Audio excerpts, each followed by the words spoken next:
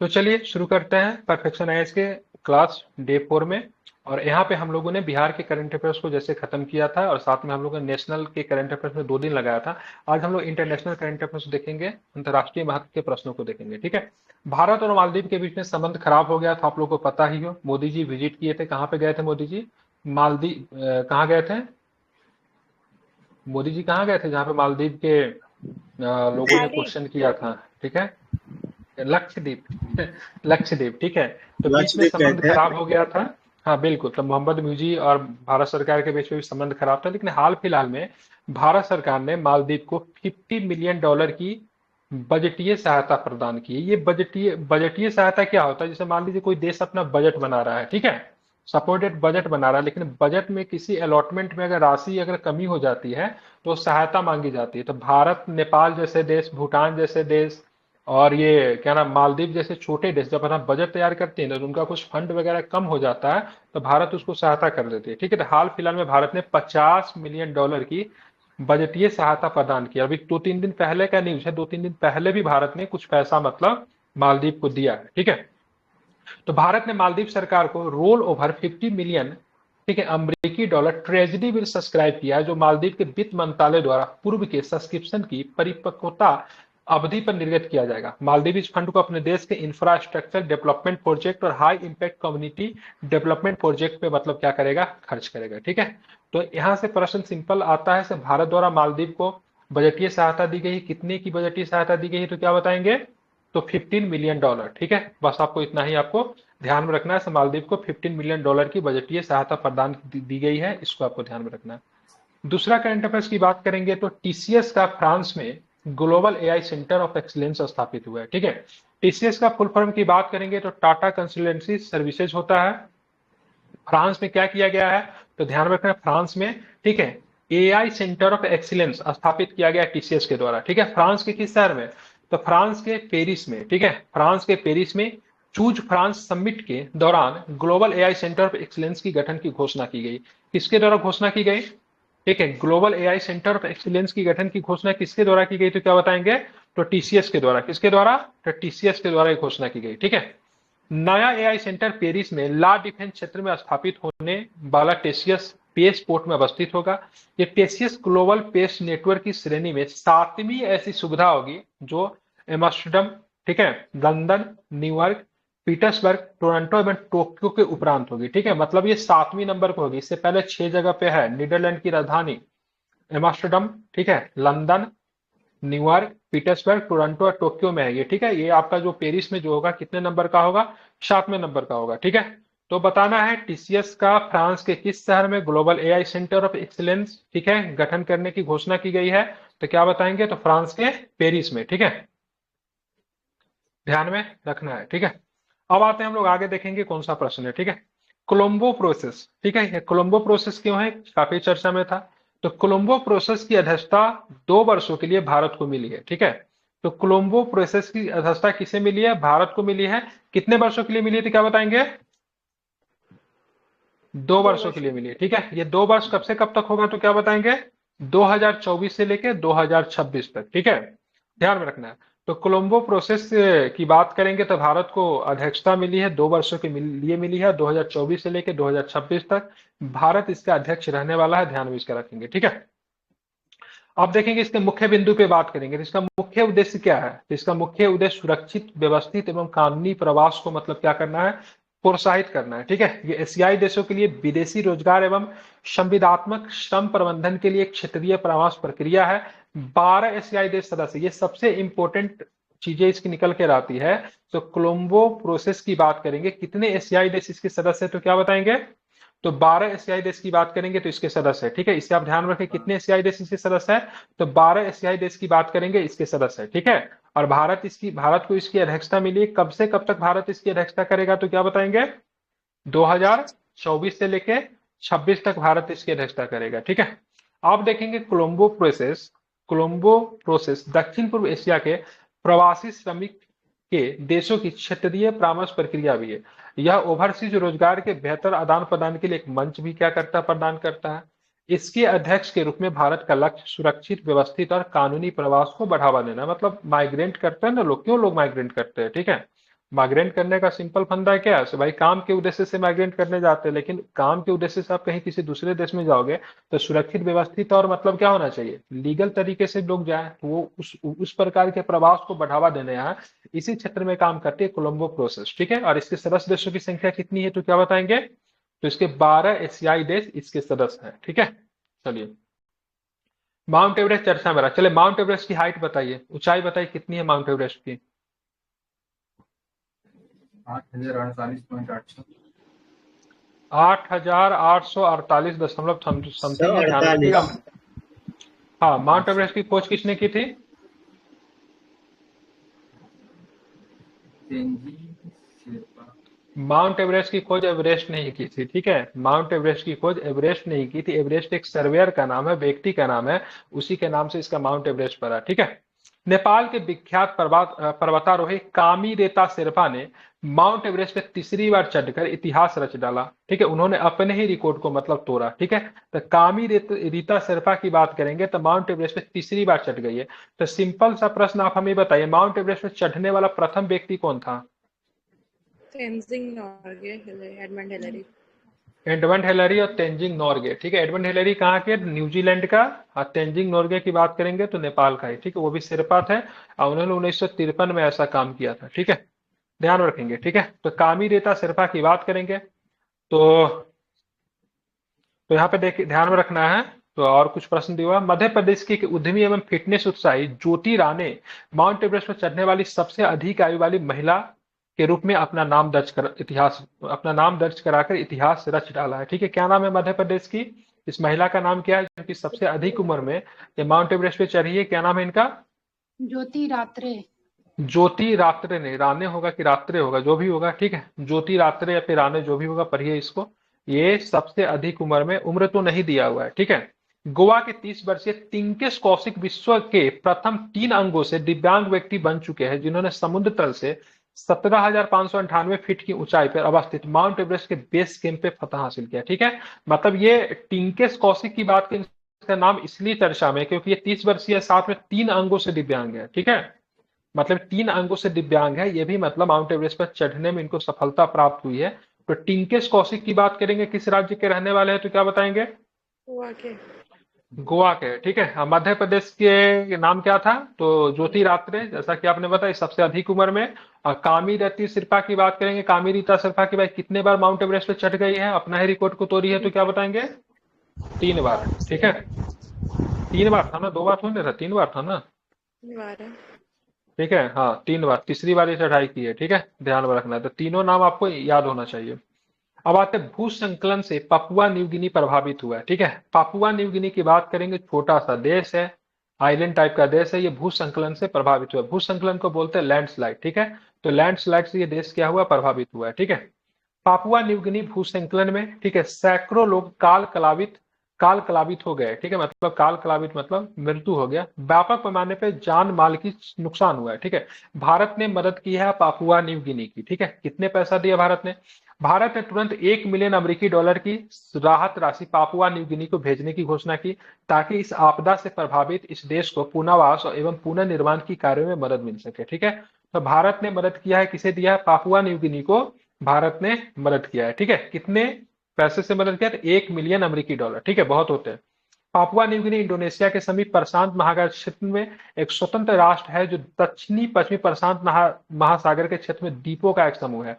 तो Papua New Guinea क्या है? एक आइलैंड है। ठीक है, ज्योग्राफी का क्वेश्चन बन सकता है यहीं से। ठीक है, कहाँ पे है तो ध्यान में रखेंगे, प्रशांत महासागर क्षेत्र में एक आइलैंड है, दक्षिणी पश्चिमी प्रशांत महासागर क्षेत्र में द्वीपों का एक समूह है। ठीक है, साउथर्न वेस्ट कह सकते हैं, दक्षिणी पश्चिमी प्रशांत महासागर में एक द्वीपों का एक समूह है जिसका नाम क्या है? Papua New Guinea. ठीक है, ध्यान में आपको रखना है।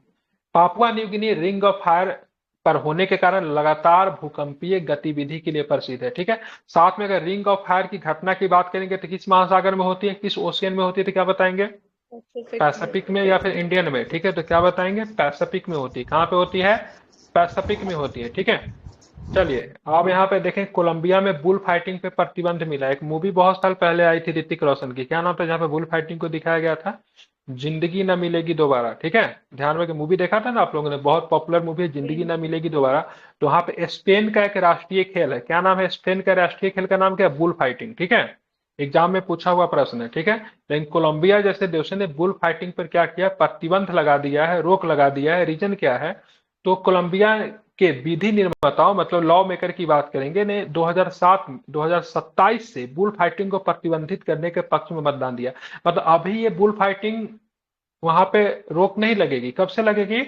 2027 से बुल फाइटिंग पे रोक लगेगी। रीजन क्या है? तो पशु अधिकार समूहों के अनुसार इस तरह के एनिमल स्पोर्ट्स संस्कृति का नहीं वरन यातना का प्रतीक है, ठीक है। तो इस वजह से मतलब यहाँ पे रोक लगा दिया। क्या बुल फाइटिंग जैसा खेल भारत में भी होता है क्या? बिल्कुल, भारत में भी वैसा है, मिलता जुलता खेल होता है, दो राज्यों में होता है, ठीक है। तो सर तमिलनाडु का खेल है जिसका नाम है जल्लीकट्टू, ठीक है।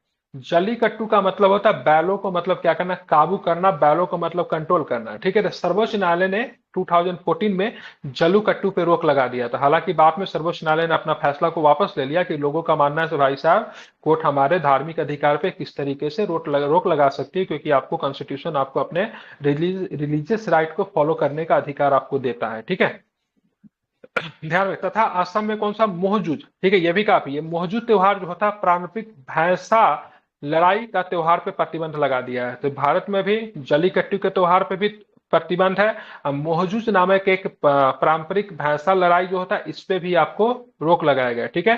तो जलीकट्टू पे भारत में 2014 में रोक लगा था। तमिलनाडु का त्योहार है। अब मोहजूज की बात करेंगे, असम का त्योहार है, इस पे भी सुप्रीम कोर्ट ने क्या लगा रखा है? तो रोक लगा रखा है। ध्यान में रखिएगा, पूछा जा सकता है सीधा सीधा पता बताओ मोहजूज त्योहार जो किस राज्यों में होता है, ठीक है। कभी कभी BPSC one liner question type का पूछ देता है, तो ध्यान में रखिए ये सब क्वेश्चन गलत मत कीजिएगा। जलीकट्टू तो इजिली सबको पता होता है। अब मोहजूज की बात करेंगे तो कहाँ पे है? तो ध्यान में रखना है, तो असम का, ठीक है। दोनों त्योहार पे एक और भी भैंसा दौड़ होता है, किस राज्य? काम्बला की कुछ नाम है ना, क्या नाम है? कहाँ पे होता है भैंसा दौड़? अम्बाला। कहाँ पे होता है कर्नाटका काम्बला? में नमक। नम्मा कर्नाटका में। काम्बला ना।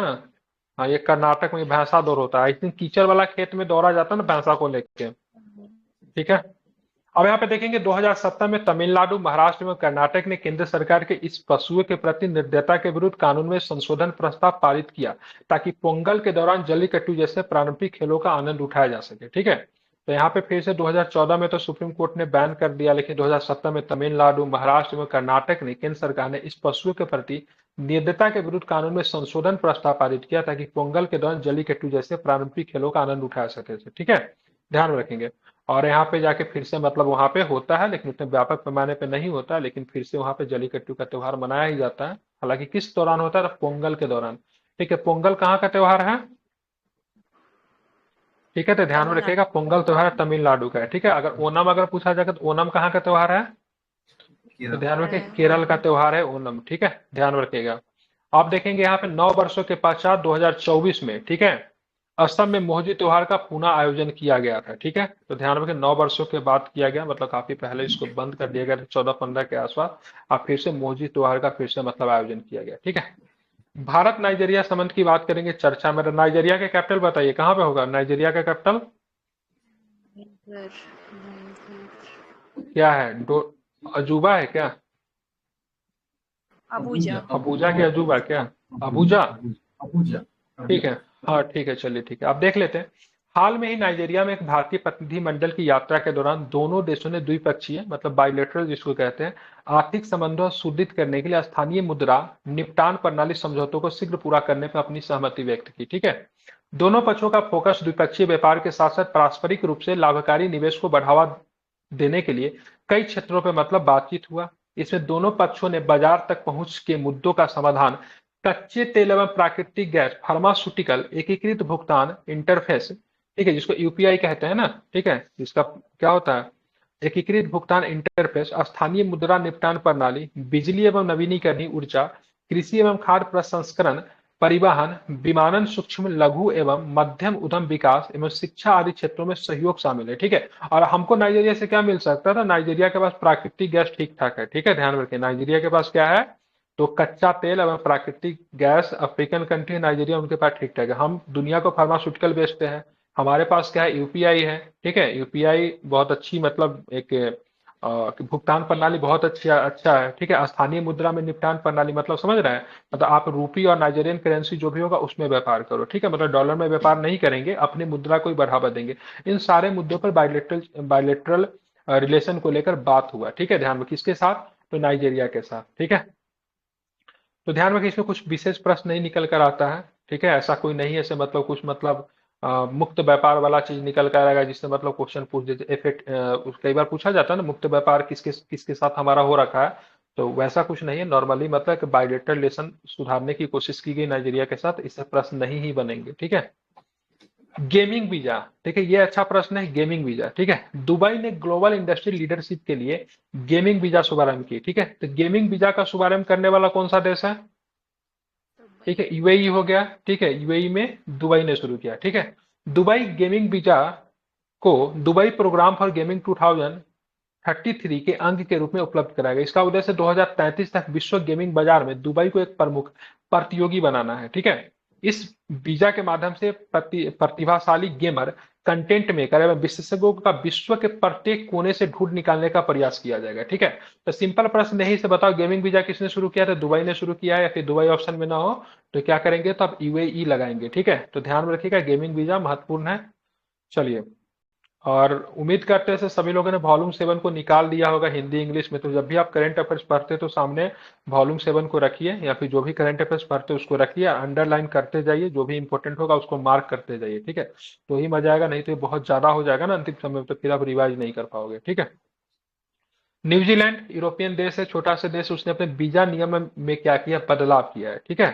तो न्यूजीलैंड का नया वीजा नियम 2024 से अंग्रेजी अनुवाद को अनिवार्य बनाता है, ठीक है। 2024 से अनिवार्य कर दिया गया कि आवेदन पत्र के साथ भेजे गए अन्य दस्तावेज या तो अंग्रेजी भाषा में हो या फिर वे किसी अन्य भाषा में हो तो उसके साथ उसका प्रमाणीकृत सर्टिफाइड अनुवाद अंग्रेजी भाषा में हो, ठीक है। मतलब वहां के क्या चीज का बदलाव किया गया है, तो वहां पे जो जैसे मान लीजिए से आप जाते हो वीजा लेने के लिए, जैसे मान लो मैं इंडियन हूँ, ठीक है, मुझे न्यूजीलैंड का वीजा चाहिए, तो हम तो उसको रिगार्डिंग में कोई कुछ ना कुछ मतलब डॉक्यूमेंट तो देंगे ना, ठीक है। सपोर्टिंग डॉक्यूमेंट तो देंगे, जैसे हम सपोर्टिंग डॉक्यूमेंट में अगर मान लीजिए से हम अपना क्या दे रहे हैं, ठीक है, मान लीजिए कि सर्टिफिकेट दे रहे हैं, कुछ भी दे रहे हैं, सपोज दैट, तो वो हो सकता है हमारे यहाँ हिंदी में हो। तो न्यूजीलैंड का कहना है सब जो भी डॉक्यूमेंट दे रहे हो या तो इंग्लिश में होना चाहिए, या अगर किसी दूसरे सब्जेक्ट में है तो उसका मतलब सर्टिफाइड प्रमाणीकृत, मतलब उसका अनुवाद होना चाहिए अंग्रेजी भाषा में, ठीक है।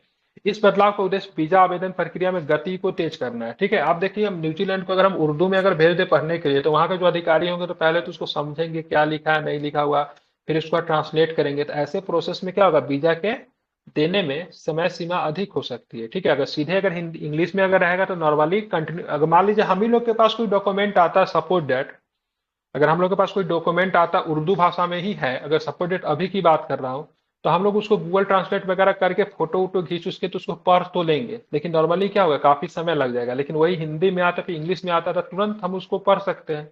इसीलिए वीजा आवेदन प्रक्रिया को गति देने के लिए, तेज देने के लिए, ठीक है, अपना ये नियम में बदलाव किया, क्योंकि किसी अन्य भाषा में लिखे दस्तावेजों को पढ़ने और समझने में काफी समय लग जाता है। इसीलिए न्यूजीलैंड के कहना है अगर आपको हमारे यहाँ वीजा चाहिए तो आप अंग्रेजी अनुवाद, अंग्रेजी के डॉक्यूमेंट ही भेजोगे, नहीं तो उसका अनुवाद करके भेजोगे, वो भी सर्टिफाइड होना चाहिए, ठीक है। आप सर्टिफाइड होने का प्रोसेस क्या होगा, वो न्यूजीलैंड जानेगी या फिर जिस देश से वीजा इशू होगा वो देश जाने, ठीक है।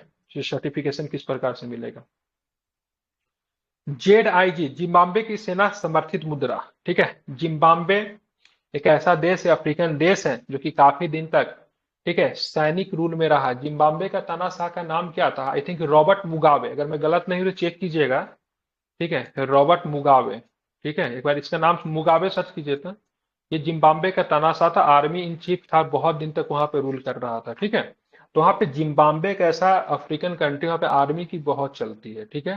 तो वहां पे एक मुद्रा चला दिया गया जिसका नाम है जेडआईजी, जो कि मतलब किसके द्वारा बैक है, तो वहां का, देखिए किसी भी देश का करेंसी को बैक कौन करता है, हमारे देश के करेंसी को बैक कौन करता है, ठीक है, कभी भी ऐसा सेंट्रल बैंक, ठीक है। ध्यान रखो हमेशा करेंसी को बैक करने के लिए, अभी करेंसी के सारा रेगुलेटरी जो भी होता है सबके लिए कौन होता है, तो ध्यान में रखिएगा आरबीआई होता है। हर देश में अपना, हर देश का अपना सेंट्रल बैंक होता है, हमारे यहाँ आरबीआई है, वहां पर भी कुछ ना कुछ होगा, ठीक है। लेकिन यहाँ पे जिम्बाब्वे की ठीक है, ध्यान में सोना लिखा हुआ है कि सेना लिखा हुआ है, सोना है, सॉरी मिस्टेक, हम सेना से, हमको लगा सेना ने अपना कोई करेंसी वहां पे शुरू कर दिया है। तो जिम्बाब्वे में ऐसा हो सकता है क्योंकि वहां पे आर्मी का काफी चलता है, ठीक है। तो जिम्बाब्वे की सोना समर्थित मुद्रा की बात करेंगे तब यहाँ पे क्या है, तो रिजर्व बैंक ऑफ जिम्बाब्वे ने ZIGI, जिसको जीग बोलते हैं, नामक एक नई स्वर्ण आधारित मुद्रा शुभारंभ किया जो 5 अप्रैल 2024 को जिम्बाब्वे डॉलर का स्थान ले सकती है, ठीक है। तो जिम्बाब्वे में पहले क्या चलता था, जिम्बाब्वियन डॉलर चलता था, अब उसके जगह पे क्या आएगा, ZIG आएगा, जिसको जिम्बाब्वे गोल्ड का संक्षिप्त रूप कहते हैं। हमको लगा वहां पे ना पैरेलल मुद्रा चलने लगा, मतलब एक गवर्नमेंट चला रही है यहाँ, या फिर वहां का मतलब सेंट्रल बैंक चला रही है, वहां आप अपने आर्मी ने एक अलग से अपना करेंसी शुरू कर दिया है, ठीक है। हालांकि जिम्बाब्वे या फिर किसी अफ्रीकन कंट्री के बारे में अगर आप सोचते हो तो ये सब कॉमन चीज है वहां के लिए, ठीक है। मतलब वहां पे कभी भी कुछ भी हो सकता है, सत्ता पलट कभी भी कुछ भी हो सकता है, ठीक है। तो जी जेड सर, आई आप जी की सही बात, थे। इस CAPF में रॉबर्ट पूछा भी था क्वेश्चन।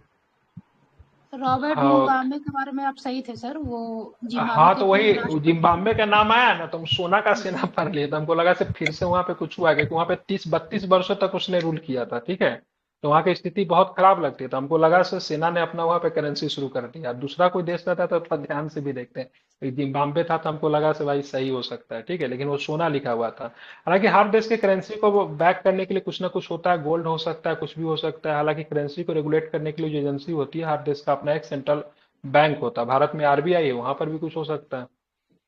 ये जिम्बाब्वे की क्या है, ध्यान में रखिएगा, नवीनतम मुद्रा है। ZIG की बात करेंगे, जिम्बाब्वे की नवीनतम मुद्रा, इससे पहले क्या था, तो जिम्बाब्वियन डॉलर था, ठीक है। जब मुद्रा को जारी करने का उद्देश्य वर्षों से उच्च स्फीति दर तथा अस्थिर विनिमय दर का सामना करे जिम्बाब्वे के आर्थिक स्थिरता लाना है तथा देश की वित्तीय प्रणाली में पुनः मतलब क्या करना, विश्वास को बढ़ावा देना है, ठीक है। तो हमको इतनी बकवास चीज से मतलब नहीं, ध्यान रखिए जिम्बाब्वे का नया मुद्रा का नाम क्या है, जिम्बाब्वियन जीज है, ठीक है। ZIG, जिम्बाब्वियन गोल्ड कह सकते हैं। इसको बैक कौन कर रहा है, तो इसको गोल्ड के द्वारा बैक किया जा रहा है, ठीक है। ये भी आप, इससे पहले कौन था, तो इससे पहले जिम्बाब्वियन डॉलर हुआ करता था, ठीक है। और जिम्बाब्वे की राजधानी की बात करेंगे तो जिम्बाब्वे की राजधानी कहाँ है, हरारे। हरारे, ठीक है। तो हरारे की बात करेंगे तो जिम्बाब्वे की राजधानी है, ठीक है। मध्य एशिया का प्रथम नाभिकीय ऊर्जा संयंत्र, ठीक है, मिडिल ईस्ट, ठीक है। तो मध्य एशिया का प्रथम नाभिकीय ऊर्जा संयंत्र स्थापित हो गया है। तो रूस उज्बेकिस्तान में मध्य एशिया का प्रथम नाभिकीय ऊर्जा संयंत्र निर्मित करने जा रहा है, ठीक है। तो उज्बेकिस्तान की बात करेंगे तो कभी न कभी ये रसिया का पार्ट था, ठीक है। तो आपको ध्यान में रखना है कब से कब तक उज्बेकिस्तान की बात करेंगे, रसिया का पार्ट था, तो क्या बताओगे, 93 तक। ये 1991 तक, ठीक है। 1991 तक ये रसिया का ही पार्ट हुआ करता था, ठीक है, ध्यान में रखेंगे। तो 1991 तक ये रसिया का ही पार्ट था, लेकिन अभी स्वतंत्र है, क्योंकि 1991 में रूस के 15 टुकड़े हुए, उसमें से एक नया देश निकला जिसका नाम पड़ा उज्बेकिस्तान, ठीक है। उज्बेकिस्तान, ध्यान में रखें, उज्बेकिस्तान की राजधानी क्या है, ताशकंद। ठीक है, ताशकंद, ठीक है। यही ताशकंद समझौता में हमारे एक राष्ट्र प्रधानमंत्री चले गए थे, ठीक है, लाल बहादुर शास्त्री, ठीक है। कब हुआ था ताशकंद समझौता, 1966।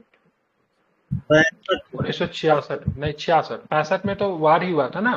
65 में भारत पाकिस्तान के बीच में युद्ध हुआ था। 1966 में ताशकंद समझौता हुआ था। भारत की तरफ से लाल बहादुर शास्त्री और पाकिस्तान की तरफ से उस समय तो अयूब खान, ठीक है, ध्यान में रखेंगे, ठीक है। तो ये कभी उज्बेकिस्तान जो था रूस का हिस्सा हुआ करता था, लेकिन वही हाल फिलहाल में रूस जो है उज्बेकिस्तान में मध्य एशिया का पहला, ठीक है, नाभिकीय ऊर्जा संयंत्र स्थापित करने जा रहा है, ठीक है। इंपॉर्टेंट प्रश्न है क्योंकि रशिया चर्चा में रहता है, इस भी याद रखना चाहिए आपको। रूस ने उज्बेकिस्तान में एक समझौते पर हस्ताक्षर किए जिसके अनुसार मास्को, रूस की राजधानी, इस मध्य एशियाई क्षेत्र में एक लघु नाभिकीय ऊर्जा संयंत्र स्थापित करेगा, ठीक है। इसका डिजाइन कौन करेगा, तो इसको रूस ही इसको डिजाइन करेगा। कुल क्षमता की बात करेंगे तो 330 MW होगी, मतलब मेगावाट होगी। कितने रिएक्टर होंगे, तो 6 रिएक्टर होंगे, ठीक है। और 6 रिएक्टर का प्रत्येक का क्षमता कितना होगा, 55, ठीक है। तो 55 छक्के मतलब 55 इंटू 6 की बात करेंगे तो 330 मेगावाट होगी, ठीक है। तो ये प्रश्न बहुत सुंदर बन रहा है, इसको आपको ध्यान में रखना है। से भाई रूस जो है से आपको उज्बेकिस्तान में, ठीक है, एक नाभिकीय ऊर्जा संयंत्र, देखो न्यूक्लियर पावर स्टेशन कह लीजिए, वो स्थापित करने जा रहा है, जो कि मध्य एशिया का फर्स्ट होगा, ठीक है। इसकी क्षमता की बात करें कितनी होगी, तो 330 मेगावाट की इसकी क्षमता होगी, ध्यान में रखेंगे। अब प्रत्येक की बात करेंगे तो कितने होगा, 55 वाट का होगा, ठीक है। टोटल कितने रिएक्टर होंगे, तो टोटल 6 रिएक्टर होंगे, ठीक है, ध्यान में रखना। थाईलैंड में सीनेट का चुनाव हुआ है, ठीक है। थाईलैंड का अपना एक प्रधानमंत्री भी मिल गई, ठीक है, बहुत खूबसूरत है। क्या नाम है उनका? कोई वो लगती है जैसे से मतलब पायलट टाइप की कोई दिख रही थी, एयर होस्टेस टाइप की कुछ लग रही थी, कुछ नाम है। मिल गया ना उसका, नया प्राइम मिनिस्टर मिल गया ना थाईलैंड को। हाँ सर, ठीक है। सबसे यंगेस्ट बनी है ये। हाँ, बहुत ही यंगेस्ट है, ठीक है। तो थाईलैंड में सीनेट का चुनाव हुआ, ध्यान में रखेंगे। थाईलैंड में सत्ता पर वहां की सेना ने 2014 में अधिकार कर लिया था, ठीक है। अब 10 वर्षों के पश्चात वहां पर सीनेट का पहला चुनाव हुआ है, ठीक है। सीनेट के पास प्रधानमंत्री को चुनने की शक्ति नहीं होती, परंतु ये अपनी अन्य भूमिका निभा सकती है। अगर मुझे लगा जैसे सीनेट की बात करेंगे तो थाईलैंड में सीनेट क्या होगा? सीनेट अपर हाउस ही होगा ना। सीनेट कहाँ के कॉन्सेप्ट में आप सीनेट पढ़ते हो? मैंने पॉलिटी बहुत अच्छे तरीके से पढ़ाया। सीनेट कहाँ के अमेरिका कॉन्सेप्ट? यूएसए के, ठीक है। यूएसए में दो हाउसेस है, एक सीनेट है, दूसरा क्या है? हम्म popular house house. Of representative, बहुत अच्छे बच्चे, ठीक है। एक हाउस ऑफ सीनेट, एक सीनेट है, एक हाउस ऑफ रिप्रेजेंटेटिव है। और जब हाउस ऑफ सीनेट या फिर हाउस ऑफ रिप्रेजेंटेटिव दोनों को संयुक्त रूप से क्या बोलते हैं? तो कांग्रेस बोलते हैं, नहीं। जब अमेरिका का सीनेट, वही भारत में राज्यसभा, ठीक है। अगर अमेरिका का सीनेट है, भारत में राज्यसभा है, तो आप जाओगे यहाँ पे ब्रिटेन में तो क्या मिलेगा? तो वहां पे क्या बोलते हैं? वहां पे House of Commons House of बोलते हैं। क्या बोलते लॉर्ड्स। हैं? नहीं, sorry, House of Lords, mistake mistake, House of Lords. House of Commons तो लोअर हाउस होता है, ठीक है। तो सीनेट को कभी भी ना, ठीक है, अगर अगर parliamentary system, parliamentary form of government है, तो सीनेट को प्राइम मिनिस्टर चुनने का अधिकार नहीं होता है, ठीक है। तो सीनेट थाईलैंड की राष्ट्रीय सभा का उच्च सदन है, ठीक है, मतलब अपर हाउस है। तो इसीलिए इसको प्रधानमंत्री चुनने की शक्ति नहीं है, परंतु बहुत सारे काम हो सकते हैं। यहाँ मतदाता इंट्रा ग्रुप सेल्फ इलेक्शन नामक प्रक्रिया के माध्यम से सीनेटरी चयन करते हैं, ठीक है। तो ध्यान में रखिएगा, तो थाईलैंड में मतलब क्या हुआ? सीनेट का चुनाव हुआ है, ठीक है। ध्यान में रखना, 2014 के बाद ये पहली बार चुनाव हो रहा है, क्योंकि 2014 से यहाँ पे कंटिन्यूअस क्या था? तो आर्मी रूल थी, ठीक है। ध्यान में रखना। अब वहां पे प्रधानमंत्री मिल भी गया है। अगर किन्हीं को प्रधानमंत्री का नाम याद है, ठीक है, थोड़ा सा अजीब सा नाम है, तो रिपीट कर दीजिए ताकि सभी लोग देख लें। सीनावात्रा। क्या नाम है? सीनावात्रा। 37 साल की। हाँ, ठीक है, सीनावात्रा जो भी होगा देख लीजिएगा, ठीक है। चलिए अगला टॉपिक देखेंगे, पांचवा, वॉक द टॉक, सभी के लिए स्वास्थ्य चुनौती है, ठीक है। वॉक द टॉक, ठीक है, सभी के लिए स्वास्थ्य चुनौती क्या है? तो विश्व स्वास्थ्य संगठन, जिसको हम लोग बोले WHO, ठीक है, स्थापना कब हुई थी WHO की? 1944। 1948 में, ठीक है। 1948 है ना WHO की स्थापना, ठीक है। 7 अप्रैल 1948 को, डेट चेक कर लीजिएगा, 1948 होना चाहिए, ठीक है। तो विश्व स्वास्थ्य संगठन ने जिनेवा के प्लेस डेसिग्नेशन में वॉक द टॉक नामक योग सत्र का आयोजन किया। तो मुझे, मेरे लिए स्थापना वगैरह, बस ये ध्यान में, वॉक द टॉक, ठीक है, स्वास्थ्य को बढ़ावा देने के लिए किसके द्वारा शुरू किया गया? तो क्या बताएंगे? किसके द्वारा? तो WHO के द्वारा शुरू किया गया वॉक द टॉक, ठीक है। ध्यान रखेंगे, वॉक द टॉक किसके द्वारा शुरू किया गया? तो WHO के द्वारा वॉक द टॉक शुरू किया गया, काफी महत्वपूर्ण है, इसे सभी लोग ध्यान में रखेंगे, ठीक है। ध्यान में, वॉक द टॉक किसके द्वारा? WHO के द्वारा वॉक द टॉक, इसको भूलेंगे नहीं, ठीक है। अब हम लोग चलते हैं, आगे चलेंगे तो देखेंगे क्या प्रश्न है, ठीक है। तो इसका आयोजन जिनेवा में संयुक्त राष्ट्र में भारत के अस्थायी मिशन एवं विश्व स्वास्थ्य संगठन ने मिलकर किया, ठीक है। इस आयोजन का उद्देश्य सभी के लिए स्वास्थ्य तथा विशेष स्वस्थ जीवन शैली को क्या करना है? तो प्रोत्साहित करना है, ठीक है। किसके द्वारा आयोजन किया गया? तो मुख्य भूमिका किसकी थी? WHO का था, साथ में भारत का अस्थायी मिशन, ठीक है। संयुक्त राष्ट्र में भारत का अस्थायी मिशन है ना, कोई ना कोई रिप्रेजेंट तो हमेशा रिप्रेजेंटेटिव तो होते हैं ना यूएनओ में, ठीक है। तो वो भी थे, लेकिन मुख्य रूप से आपको WHO ही आपको ध्यान में रखना है, ठीक है। अब बढ़ावा क्या है? तो सभी के लिए स्वस्थ जीवन शैली को बढ़ावा देना है, ठीक है। अंतर्राष्ट्रीय सौर गठबंधन, ठीक है, जानते हैं अंतर्राष्ट्रीय सौर गठबंधन भारत में ही है। मुख्यालय कहाँ है भारत में अंतर्राष्ट्रीय सौर गठबंधन के? तो क्या बात करेंगे, कहाँ पे है? हरियाणा। गुरुग्राम है। चलिए, तो एक क्वेश्चन हम लोग आप लोग से पूछ रहे हैं, ये विचार तो मोदी जी का था, लेकिन दूसरा कौन सा व्यक्ति था जिनका ये विचार था मोदी जी के अलावा? दो व्यक्ति थे। कौन? फ्रांस का इमैनुअल। बिल्कुल, फ्रांस के राष्ट्रपति इमैनुअल मैक्रोन, ठीक है, दोनों जी का फ्रांस के योगदान है, ठीक है। राष्ट्रपति। हाँ बिल्कुल, फ्रांस के राष्ट्रपति सही है, ठीक है। मोदी जी के अलावा फ्रांस के राष्ट्रपति, इनको क्या बोलते हैं? ISA बोलते हैं, ठीक है, इंटरनेशनल सोलर अलायंस, ठीक है। मतलब अंतर्राष्ट्रीय संगठन की बात करेंगे तो भारत में ये एकमात्र है, इसे आप ध्यान में रखेंगे, भूलेंगे नहीं, पूछा जा सकता है, ठीक है। इसके संगठन से प्रश्न पूछा जाता है। ये स्पेन अंतर्राष्ट्रीय सौर संगठन का 99वां सदस्य बन गया है, ठीक है। कितने नंबर का सदस्य बना है स्पेन? 99वां, ठीक है, 99वां नंबर का सदस्य बना स्पेन। स्पेन की राजधानी क्या है? मैड्रिड, ठीक है। नई दिल्ली में एक बैठक के दौरान भारत में स्पेन के राजदूत ने विदेश मंत्रालय के संयुक्त सचिव इंस्ट्रूमेंट ऑफ रेटिफिकेशन सौंप दिया। ठीक है, इंस्ट्रूमेंट ऑफ रेटिफिकेशन सौंप दिया गया। अंतर्राष्ट्रीय सौर इसका संगठन 7वां मेंबर भी बन गया है सर, पैराग्वे। सोमा परग्वे, ठीक है, आगे वाले करंट अफेयर्स में आ ही जाएगा। ठीक है, 99 नंबर फिलहाल इसमें स्पेन है, इसको ध्यान में रखिएगा। आगे वाला करंट अफेयर्स या फिर नेक्स्ट मंथ वाले करंट अफेयर्स में आ जाएगा। ठीक है, अंतर्राष्ट्रीय सौर गठबंधन को व्यवहारिक स्वरूप COP21 पेरिस के दौरान, ठीक है, ध्यान रखिए, पेरिस के दौरान भारत में फ्रांस के द्वारा प्रदान किया गया। ठीक है, तो हमारे लिए दो चीज इंपॉर्टेंट होता है इसमें से। सबसे पहले पूछेगा से बताओ आईएसए के संदर्भ में निम्नलिखित कथनों पर विचार करना है। ठीक है, आईएसए का मुख्यालय भारत के कलकत्ता में है, पहला ऑप्शन दे देगा। आईएसए के संदर्भ में बोलेगा 99वां सदस्य स्पेन है। आईएसए का विचार की बात करेंगे तो पेरिस से COP22 में पेरिस में दिया गया था। आप पूछेगा से ये विचार भारत और फ्रांस के द्वारा दिया गया था, बताइए निम्नलिखित में से कौन सा कथन गलत है। ठीक है, इस तरह के क्वेश्चन आईएसए के संदर्भ में पूछा जा रहा है। मैंने दो चीज गलत बोला, क्या इसमें गलत बोला है बताइए, अगर आप लोगों ने ध्यान से सुना तो। गुरुग्राम और COP21 है।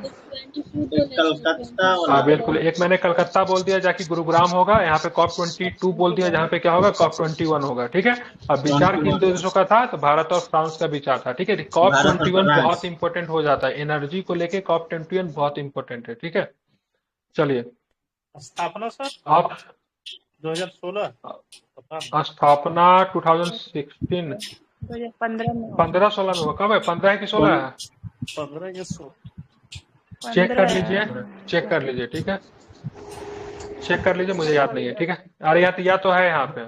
ठीक है, चलिए स्थापना की बात करेंगे तो 2015 में हुआ था, तारीख है 30 नवंबर 2015 को। संस्थापक की बात करेंगे भारत और फ्रांस का इसमें योगदान है। मुख्यालय की बात करेंगे तो गुरुग्राम भारत में। अजय माथुर साहब है कि चेंज हो गया है? यही है अजय माथुर। ये बहुत दिन से है ये। ठीक है, इनका चेंज नहीं हो रहा है, मजा आ रहा है इनको। ठीक है, अजय माथुर साहब है बहुत दिन से, ध्यान रखिए, ये इसके चेयरपर्सन है। ठीक है, अंतर्राष्ट्रीय सौर गठबंधन और सौर ऊर्जा पर आधारित कर्क रेखा और मकर रेखा में 121 देशों का सहयोग संगठन है। ठीक है, मतलब इसमें 121 देशों का सहयोग संगठन है, लेकिन अभी इसमें सदस्य जो पूर्ण रूप से सदस्य बन गया वो 99 ही है क्या, 100वां भी बन गया है? बन गया है। ठीक है, 99वां स्पेन है, बाकी देख लीजिएगा आप लोग। ठीक है, चलिए लाइव लगेगा वो सब करंट अफेयर। हाँ आगे वाला में आ जाएगा। पैराग्वे। विश्व की, हाँ विश्व की सर्वोच्च वेधशाला। ठीक है, विश्व की सर्वोच्च वेधशाला आज समाप्त होगा इंटरनेशनल कि नहीं हो पाएगा? नहीं हो पाएगा। ठीक है, और 2-3 और करके खत्म करते हैं, फिर बिहार पढ़ना है। और आज से आपका टोटल एक किताब शेयर की है, वो भी आज से करवाएंगे थोड़ा बहुत। ठीक है, टोक्यो की बात करें, टोक्यो विश्वविद्यालय ने चिली में विश्व की सर्वोच्च, ठीक है, वेधशाला का उद्घाटन किया है। ठीक है, तो विश्व का सर्वोच्च वेधशाला कहाँ पे स्थापित हुआ है? चिली में। कहाँ पे स्थापित हुआ है? चिली में हुआ है। किसके द्वारा स्थापित किया गया तो क्या बताएंगे, चिली में किसके द्वारा स्थापित किया गया है? तो ध्यान में रखना है किसके द्वारा, टोक्यो विश्वविद्यालय के द्वारा। ठीक है, क्या टोक्यो विश्वविद्यालय ने चिली में, ठीक है, चिली के कौन सा एंटोफैगास्टा क्षेत्र में, ठीक है, एक एटाकामा वेधशाला का उद्घाटन। एटाकामा चर्चा भी रहता है, क्यों चर्चा में रहता है एटाकामा? डेजर्ट है, अटाकामा डेजर्ट, कोल्ड डेजर्ट। हाँ बिल्कुल, ठीक है, कोल्ड डेजर्ट है। ठीक है, बहुत सुंदर। ठीक है, कोल्ड डेजर्ट है, इसलिए चर्चा में रहता है। ठीक है, ध्यान रखें। वहीं पे, ठीक है, क्या किया गया है तो यहाँ पे एक वेधशाला का उद्घाटन किया गया, टोक्यो विश्वविद्यालय चिली के एंटोफैगास्टा क्षेत्र में एटाकामा वेधशाला का उद्घाटन किया। ये चिली के आटाकामा मरुस्थल में माउंट चाजनतोच पे 18,500 के फीट की ऊंचाई पे टेलीस्कोप ब्रह्मांड की प्रकृति को समझने पर ध्यान केंद्रित करेगा। ठीक है, तो जगह इंपॉर्टेंट है, आटाकामा मरुस्थल में है, टोक्यो विश्वविद्यालय के द्वारा है। ठीक है, दुनिया का सबसे ऊंचा, ठीक है, सर्वोच्च वेधशाला की बात करेंगे तो चिली में स्थापित किया गया है। ठीक है, तो ये कॉन्सेप्ट अच्छा है, इसको आपको ध्यान रखना है। ठीक है, अब आते हैं भारत के संदर्भ में आते हैं। ठीक है, देखिए करंट अफेयर वेधशाला क्या होता है सर? वेधशाला नहीं देखने गए यार, मतलब क्या बोलूं उसको हिंदी में, ऑब्जर्वेटरी बोलते हैं, जहाँ पे आप जाते हैं तो तारा वगैरह दिख सकता है, जहाँ पे ब्रह्मांड का रिसर्च किया जाता है, सब कुछ अच्छे से दिखे। तारामंडल समझ लीजिए ना, छोटा टर्म में तारामंडल बोल सकते हैं, हालांकि बहुत बड़ा होता है, बच्चा वाला तारामंडल नहीं होता है, उसी का समझिए वैज्ञानिक लोग रिसर्च के लिए बड़े व्यापक पैमाने पे यूज करता है। ठीक है, तो वो तो खिलौना वाला होता है बच्चा वाला, लेकिन ये खगोलीय वेधशाला काफी बड़ा होता है। ठीक है, भारत में कहाँ कहाँ पे है तो बृहत motorway radio telescope Pune Maharashtra में है, ठीक है, ध्यान में रखेंगे। उसके बाद कोडाई कनाल, सौर वेधशाला की बात, कोडाई कनाल कहाँ पे पड़ता है? तमिलनाडु में पड़ता है। अब भारतीय खगोलीय वेधशाला की बात करेंगे तो लद्दाख में भी है, ठीक है। तो महाराष्ट्र में है, तमिलनाडु में है, लद्दाख में, भारत में 3 जगहों पे, ठीक है। कहाँ का भारत की प्रमुख वेधशाला है? महाराष्ट्र प्रमुख है, और भी हो सकते हैं, ठीक है। महाराष्ट्र में है, तमिलनाडु में, लद्दाख में, ठीक है। हानले के नाम से लद्दाख में मिलेगा, कोडाई कनाल वाला आपको कहाँ पे मिलेगा? तमिलनाडु में मिलेगा, ठीक है। बर्ड फ्लू काफी चर्चा में, तो बर्ड फ्लू का वायरस का नाम बता दीजिए। मैं लिख रहा हूँ H1N5 होगा, या फिर H5N1 होगा, क्या होगा? H5N1 H5N1 बिल्कुल ठीक है, तो ध्यान में रखेंगे। बिल्कुल, बर्ड फ्लू की बात करेंगे, H5N1, ठीक है। क्या होगा? H5N1 को क्या बोलते हैं? बर्ड फ्लू बोलते हैं, ठीक है। तो प्रथम हाँ, स्वाइन फ्लू का चेंज हो जाता है।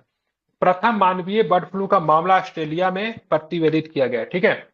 एक बालक जो मार्च माह से भारत से वापस विक्टोरिया गया, H5N1 बर्ड फ्लू से संक्रमित होने वाला ऑस्ट्रेलिया का प्रथम व्यक्ति बन गया। मतलब भारत से लेकर गया है, ठीक है, समझ रहे हैं ना। भारत से लेकर कहाँ गया? ऑस्ट्रेलिया के किस शहर में? विक्टोरिया में गया। ये व्यक्ति चर्चा में आ गया क्योंकि ऑस्ट्रेलिया का पहला व्यक्ति बना जो कि बर्ड फ्लू से संक्रमित है। मतलब अच्छे कारणों से चर्चा में नहीं है, गलत कारणों से। मतलब ये संक्रमित होने वाला ऑस्ट्रेलिया का पहला व्यक्ति बन गया, ठीक है, ध्यान में रखेंगे। तो ये पहला मामला था जो कि ऑस्ट्रेलिया में बर्ड फ्लू का पहला मामला है। भारत में तो हमेशा आते ही रहता है, जब आता है तो चिकन का दाम काफी कम हो जाता है। अब देखेंगे इसको बर्ड फ्लू कहने के पीछे रीजन क्या है। तो H5N1, ठीक है, एवियन इन्फ्लुएंजा। एवियन का मतलब क्या होता है? पंछी होता है, ठीक है। मतलब पंछी के द्वारा मतलब फैलने वाला है, ठीक है।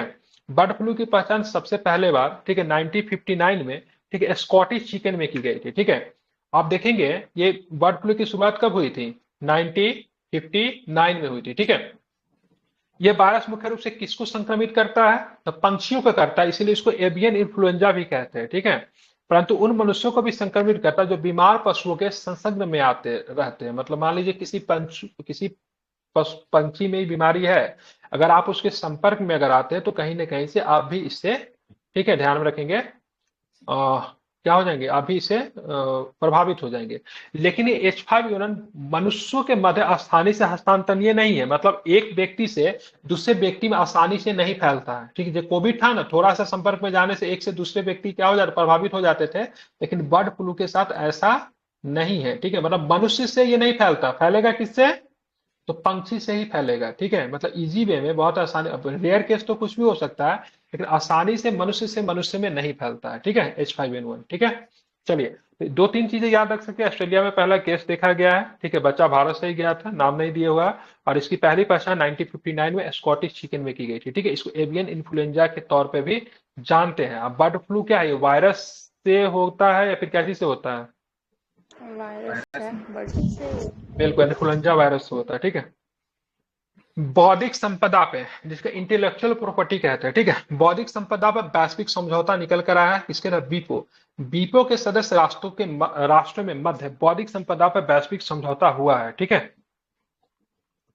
क्या है इसमें? ये लास्ट क्वेश्चन है, ठीक है। संयुक्त राष्ट्र बौद्धिक संपदा अभिकरण के दौरान बौद्धिक संपदा, जेनेटिक संसाधनों एवं परंपरागत ज्ञान पे प्रथम वैश्विक समझौता को मान्यता मिली है, ठीक है। विश्व बौद्धिक संपदा संगठन, जिसको संक्षेप में, ठीक है, WIPO, ठीक है, वर्ल्ड इंटेलेक्चुअल प्रॉपर्टी ऑर्गेनाइजेशन होता है, ठीक है। ये सदस्य राष्ट्रों ने बौद्धिक संपदा, जेनेटिक संसाधनों एवं संपद परंपरागत ज्ञान पर जिनेवा में राजनीतिक सम्मेलन में एक नए समझौता का मान्यता दी। तभी बीपो का जो सम्मेलन जो हुआ है, कहाँ पे हुआ है? तो जिनेवा में हुआ है। ये आपके लिए इंपॉर्टेंट है, ठीक है। इस समझौते का उद्देश्य पेटेंट पद्धति की प्रभावशीलता, पारदर्शिता एवं गुणवत्ता में वृद्धि करना है तथा गलत तरीके से पेटेंट प्रदान करने पर रोक लगाना है, ठीक है। बौद्धिक संपदा का अभिप्राय क्या है? मतलब क्या समझते? बौद्धिक संपदा से हम लोग समझते क्या है?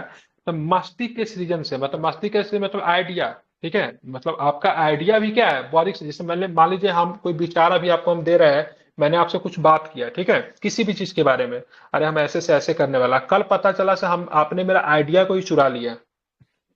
नहीं, जैसे मान लीजिए मैं एक डायरेक्टर हूँ, सपोज दैट, और मैंने एक फिल्म बनाने का आइडिया आपको बताया, हम सोच रहे हैं ना इस तरह का फिल्म बनाएंगे, ठीक है। कल वाले पता चला से इस फिल्म पे मतलब काम करना शुरू हो गया, ठीक है। तो क्या हुआ? मस्तिष्क के जो दिमाग में जो आइडिया आता है उसको अगर चुराता तो वो भी एक इंटेलेक्चुअल आर्ट है, ठीक है। पेटेंट कॉपीराइट हो सकता है, ट्रेडमार्क भी कॉपीराइट होता है। ट्रेडमार्क क्या होगा, जैसे ग्रुप का किसी का लोगो हो गया, ठीक है, ये सब क्या ट्रेडमार्क कॉपीराइट है। ठीक है, पेटेंट कॉपीराइट होता है, तो बहुत सारे चीज होता है इसको लेकर। मतलब बीपो का एक सम्मेलन हुआ है, कहाँ पे सम्मेलन हुआ है, ठीक है, तो ध्यान में रखेंगे कहाँ पे हुआ है, ठीक है, तो ये जिनेवा में, ठीक है, जिनेवा में हुआ। जिनेवा राजधानी, किसकी राजधानी जिनेवा, स्विट्जरलैंड नहीं जिनेवा किसी की राजधानी नहीं है, सॉरी, ठीक है, स्विट्जरलैंड में जिनेवा पड़ना है। स्विट्जरलैंड की राजधानी है आपका, क्या नाम है, स्विट्जरलैंड, बर्न। हाँ ठीक है, जिनेवा उसकी बड़ी शहर है लेकिन उसकी राजधानी नहीं है। ठीक है, यहाँ पे बहुत सारा ना इंटरनेशनल हेडक्वार्टर वगैरह सब है। ठीक है, तो चलिए